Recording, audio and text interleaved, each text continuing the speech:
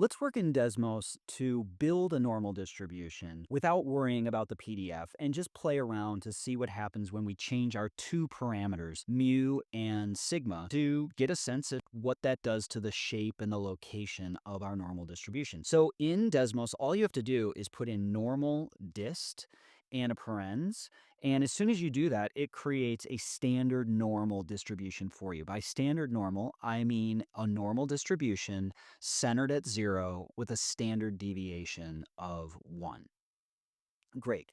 Let's play around with this and make some comparisons. I'll do a normal dist, and instead of centered at 0, I am going to change the mean to 3, and I'll keep the standard deviation at 1. Now, you can see that they basically have the same shape, the same width, as it were, the same height, but the new normal distribution is centered on 3 as opposed to being centered on 0 the way the standard normal is. I could change this and say normal dist -2, 1.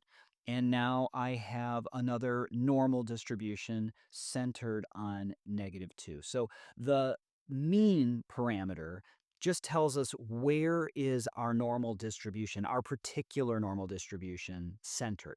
Let's now go in and keep the center at the standard, just as it were. I'm going to turn these into 0. But now I'm going to mess around with the standard deviation. I'll make one standard deviation smaller. I'll make it 0.5.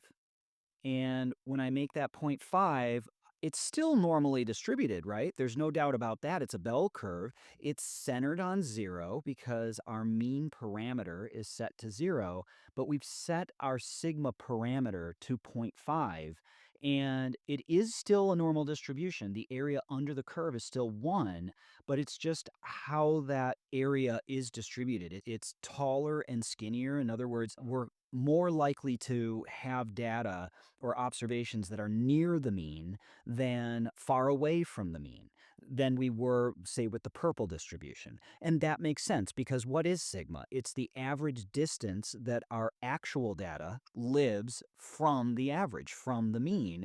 And if that average distance is low, then we expect our data to kind of hug in close to the mean. And if that distance is higher, we expect our data to live on average kind of farther away from the mean. Let's do one more. We'll say normal distribution centered on 0, and we'll make the standard deviation 3. We see all three of these are centered on 0, correct?